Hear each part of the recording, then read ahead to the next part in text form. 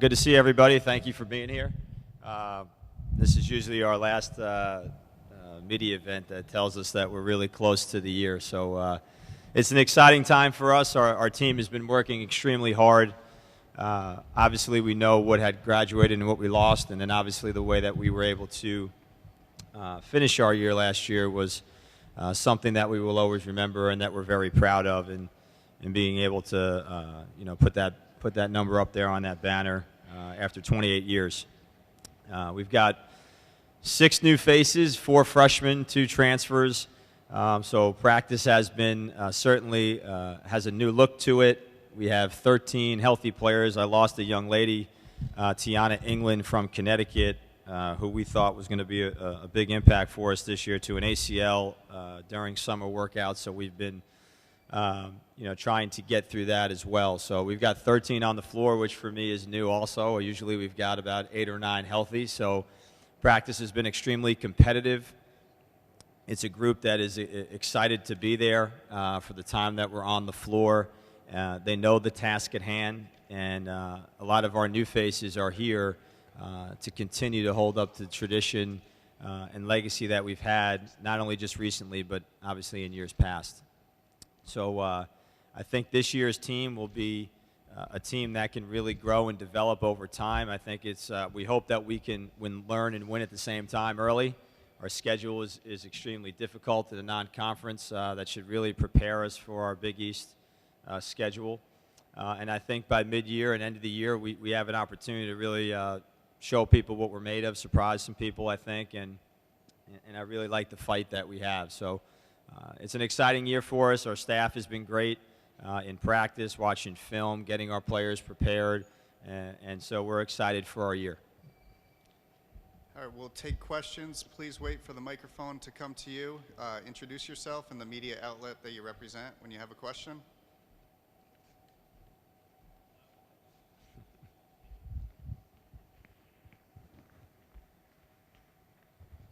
Hey, Coach, Mark Renee from 1010 Wins.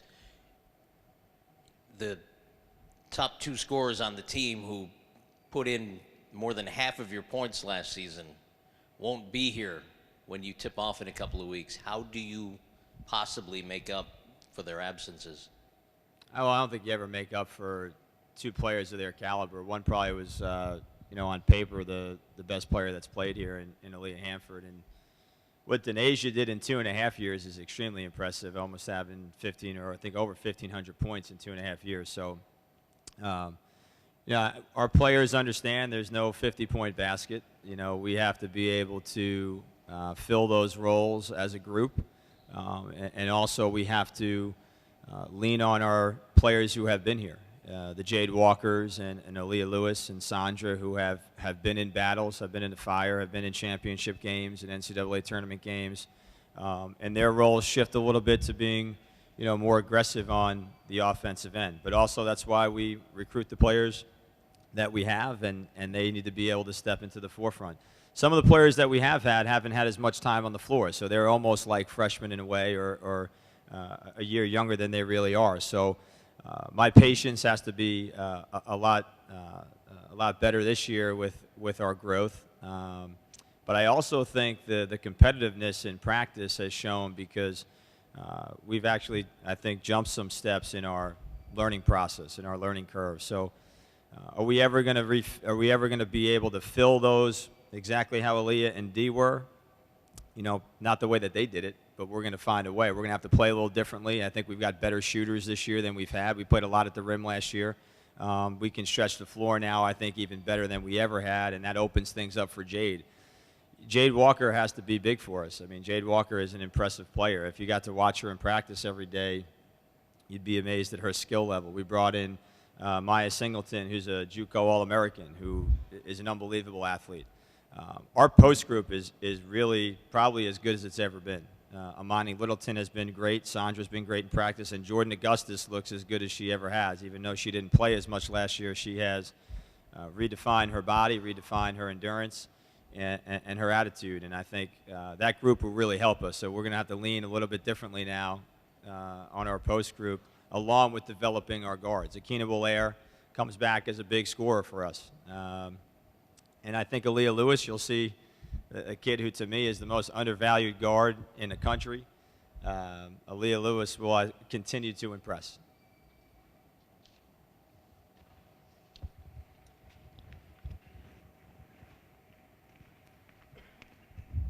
How you doing, Coach? Herb Delancey, Mid-Atlantic Regional Sports. I mean, we've seen Aaliyah from her freshman year until now. Now that she's like the quarterback of the team, how important will she be? How you say, as an extension of you on the floor, as far as like directing traffic on the court? I'll say this. I mean, I've probably been as hard on Aaliyah Lewis since she stepped on this campus as I have been on any player I've ever coached, and she has taken it in stride and has really, I think, improved tremendously from high school to college, one, and then as a freshman now to becoming a senior. I mean, when you see what she does, the kid squats 300 pounds. I mean, she squats 3 times her weight. She benches 2 times her weight. She's a freak. I mean, she never gets tired. It's an incredible thing what she can do on the floor. She's the point of attack for us on both ends. You know, she's the one that we feed off of. And what, in regards to it either being this year or in years past, she was really the most important kid on the floor. We could not lose her. And Aaliyah and Dee knew that too. You know, so, you know, they all know that they look to her for guidance. They look to her for leadership, and I look to her for poise and her being able to effectively distribute the ball, along with being able to score and then be able to execute our game plan. And so I'm amazed by her day in and day out. And so she never complains. And I think she really wants to show, not only within our conference, but across the country, that she can compete as one of the top point guards there is, you know, in the country. Hey, Coach. Chris Barco with the Queens Chronicle. Is there one player, one newcomer, new face, that has maybe surprised or impressed you in practice so far more than you anticipated? We have so many, Chris. You know, there's been a few. You know, we lost Tiana late. We picked up a young lady late also, a kid by the name of Alicia Kebby, who's from Philadelphia, who I think can end up becoming a very good player.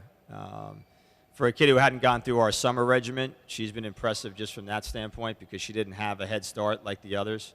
You know, but I'll tell you what, I mean, Maya Singleton is an unbelievable athlete, a tremendous rebounder, who's all over the floor, can guard multiple positions. Andrea Adams has impressed us, as we knew, with her ability to shoot from the outside. She's probably one of the best shooters we've had in a long time. You know, and when I look at our group as a whole, you know, those are the ones that probably stand out. But I tell you now, Amani Littleton has continued to improve every day. I mean, you talk about a kid, 6'3" kid out of San Diego who's now a junior, didn't play a lot as a freshman, started for us last year in games. She has really been unbelievable in practice. But if you're looking at newcomers, Alicia, Andrea, Maya have been very good. And along with the others, I mean, they've all raised each other's play because they're trying to figure out who's going to play. So they're competing every single day, which has been great for us. Hey, Joe. Andy Lipton, W27 newspaper. With all the new faces this year, are you going to be forced to really give a lot of players, like 10 players, significant playing time, especially early in the season? Well, you know that, and you've talked to me about our bench, so you know how I am. However, yeah, we're going to have ability to go, you know, I think 9 to 10 deep if the opponent calls for it, depending on injuries or where we are. But everybody has an opportunity. They got an opportunity every day in practice to show us what they can do. They're going to have an opportunity in games, and it comes down to them being able to perform, and they know that. And so you could come to practice and see and be like, wow, okay, it's the first time I can see. We got 2 teams going after each other. We've never had that. And so Shanika Smith was here a few weeks ago and was here at practice and said, wow, Coach, you got some serious depth. I think you got a bench this year. So, you know, we all see it. And so they're going to have opportunity. It's exciting to be able to have it because you know that everyone's got to be ready on every single day. And so when that opportunity comes, they have to be ready to go. And if they don't, someone else is ready to take that opportunity from them. So it's been a great process over the last few weeks, and even starting back in June and July when we had our newcomers in. Hi, Laura Albanese from Newsday. I was just wondering, despite the title last year, you guys were ranked 6th in the preseason poll. Do you feel this is an accurate or fair representation of where you guys are at? I mean, look, we've been picked to finish 2nd, finish 4th. We've been picked to finish 3rd, finish 2nd. You know, so the preseason poll obviously is an indicator. That's all we look at it as. Logically, when you lose 2 players of the caliber that we had, people can look at it maybe as you will have a drop-off. You know, for us, we have standards that we keep each and every year. And so whether it becomes a motivator, whether it becomes something we can use as, you know, bulletin board material is really up to us. But I don't really put a lot of stock into it because now I've been doing it for 5 years. I've been in it for 14. Certainly it's an indicator, but it's also something that really matters at the end. And so we're worried about where we finish. You know, we're worried about how we grow as a team throughout the year. And I know that if we do the things that we're capable of doing, with what I see right now, we will certainly be in a different spot possibly than where we were picked. Take a few more questions for Coach.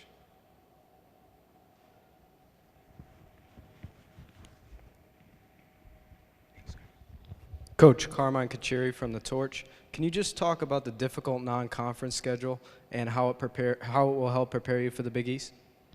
Yeah, I mean, listen, scheduling's always difficult, and it's one of the hardest things to try to forecast as a coach, and you try to do the best job you can and with the circumstances that you have that are under your control. So this is probably a more difficult schedule than I had anticipated us going to. Some things happened that we had to make some adjustments through the year, but when you look at the teams, 8 of 11 went to the postseason. You know, I think we've got 6 on there that went to the NCAA tournament, 2 of which won their conference. When you're talking about names like Miami, Arizona State, you know, Rutgers, Virginia, and then you look at Duquesne, JMU, Albany, Fordham, all teams that are always, you know, 18-plus wins a year vying for a conference championship. So it's going to give us an opportunity to really benchmark ourselves early. And as I said, my hope is that with doing that and going through that learning process that we're able to win games too. Our RPI should be in a great position if we do what we need to do during that non-conference schedule. We've got some games on the road. We're playing in a tournament in Vegas against Virginia and Arizona State. You know, we open up away at William & Mary, where they play very well at home. And so we're going to be challenged.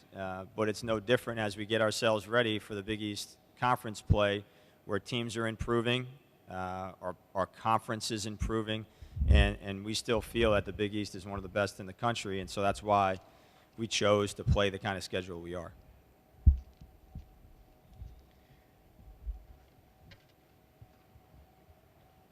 Hey, Coach. Taylor McKill, SJU TV. Talk about your seniors a little more. How do you think the 3 of them, how important is their role this year, not just on the court production-wise, but in terms of leadership in the locker room? And how do you think they've progressed into those roles a little bit different from last year? Well, I mean, Jade and Aaliyah, Sandra's been here the longest. So Sandra's, you know, seen a lot in her time and been around different players, different personalities, and really is just an unbelievable, you know, human being. I mean, she helps out back home where she's from in Nigeria with, you know, trying to provide clothing and shoes and basketball camps and all those things. And so she's been doing that for the last 4 years, things that some people don't even know about what she does. And she's battled injuries. She really is a great, I would say, almost motivator, but also kind of like the mom a little bit, but she's also an old soul. So, you know, she's got all these different qualities that I think help her and help our team. And her energy is big for us because she's probably one of the smartest players we have as far as IQ. And so she really does a great job of trying to help during practice, whether she's on the floor or not, in really engaging our younger players and being able to help them. And so that really, her voice is more important than probably her actions all the time as far as playing. Jade and Aaliyah are so different. I mean, Jade's personality obviously is something that can be a really a big benefit for her. And she has grown tremendously since she was a freshman. Came in, with some issues of probably being mature as a freshman, like many do, and has really grown over the last couple of years. Jade's ability and her leadership comes from how she plays. She plays with emotion. She's a very emotional player. She has great skill. She's a tremendous scorer. If you saw Jade, you'd think she lost 30 pounds, and I had said that every year, which she had, but then she gained it back, 3 weeks later. She hasn't. And so she's probably in the best shape she's been in her life, which has then translated over to the court. And so I've been pretty happy with where she is. Her leadership, same as Aaliyah, will be mostly by example. They're not really vocal. We've tried to work on that. We're getting there. They're still doing it. And Aaliyah has really improved in that area. Aaliyah, as I said, she's the Energizer Bunny. She's a warrior. And, we basically feed off where she is. If she looks tired, then the rest of the team's probably tired because they're thinking like, wow, she's tired, then I'm really tired. But Aaliyah really keeps us going with how she plays. She starts practice hard. She goes hard with energy. We're having a great practice. And that translates down and trickles down to the rest of the group. So it's a little different. They're not used to it, and that's what I was worried about too. What are they going to do now? There's no Dee and Aaliyah for the spotlight. Everybody wants that light, but then when the light's shown on you, are you ready to go? So they've handled it in stride, and I think they're ready and they're prepared. They're in a much different place than they were when they came in here as freshmen. We'll take 2 more questions.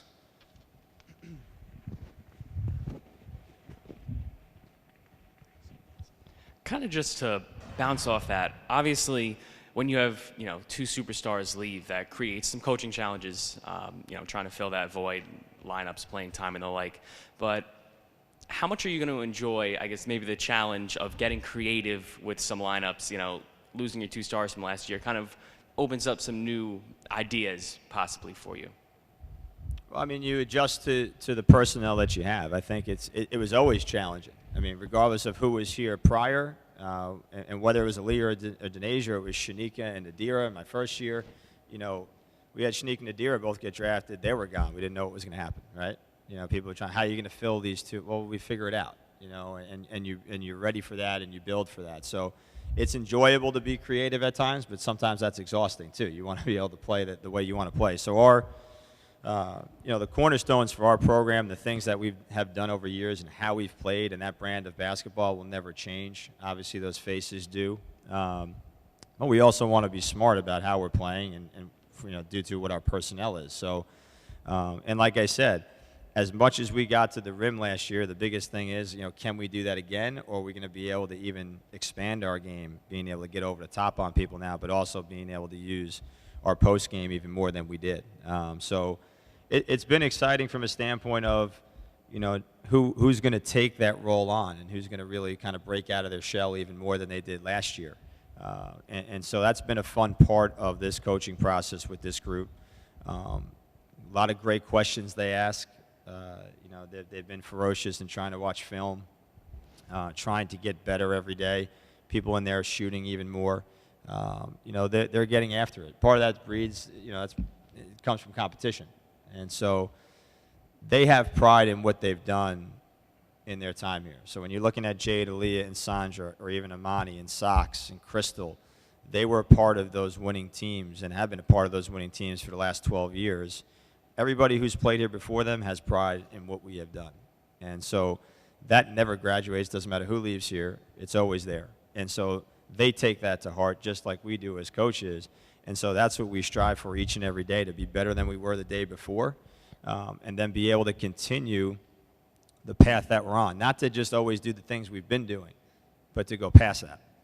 And we've won that championship, which was the one banner that bothered me my entire time here in 15 years of 1988, and we did that. And so we've been to a Sweet 16. We were trying to always push those boundaries as far as we can. And so they understand that. We're not trying, we don't have to teach them that. They come in knowing it. That's why they came here. That's why they came to St. John's. That's why they wanted to play in the Big East. That's why they wanted to be around the teammates that they have now. Okay, we'll take our final question over here.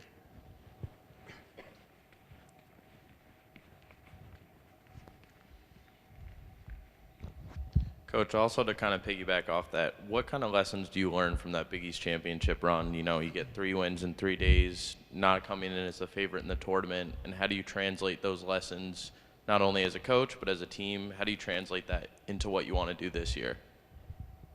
Well, I mean, as much as you may not be the one seed, you always think you can win. I mean, people forget that. You know, it's not like we didn't have players, and it's not like we weren't a good team when we won last year. But what it showed me is in those 3 days, what it really showed me is that we can't win Friday, Sunday, but we could win 3 days in a row. So that was kind of strange, all right? But what it showed me is that watching those players understand the message that you're trying to get them to not only communicate amongst each other, but as a staff and as a program. I mean, you can use the word magical, whatever you want to call it.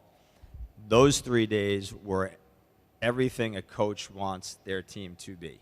And what I mean by that is that everyone played their role. Everyone had each other's back. The trust, the communication, the accountability, the loyalty that you see, that we talk about as a program each and every day was there.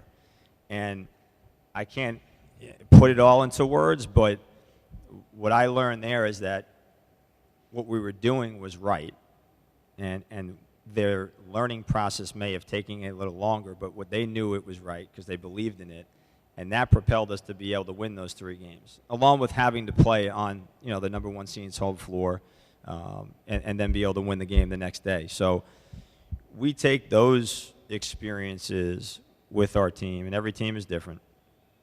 But we take those experiences, but we also always come back to the foundation and the pillars of what we talk about. And if you walk in my office and you're walking down the hallway, accountability, loyalty, communication, and trust are the 4 words that you see, and that's what showed up in those 3 days, but also was there throughout the season. And so to watch their faces when they won, to watch them hugging each other with pure joy, you can't write it better. So those that were there, they can talk about that. And when they come back after graduating, they can talk about that. That bonds them for life. I mean, those 3 days that year, that's theirs forever. They get to see that when they walk in this arena, and it's theirs. And so we talk about those things, but it always comes back to what our pillars are, what our cornerstones are for our program, and how we want to play, and they really executed it as perfect as you could. All right. Thank you, Coach Tartamella. Thank you, guys.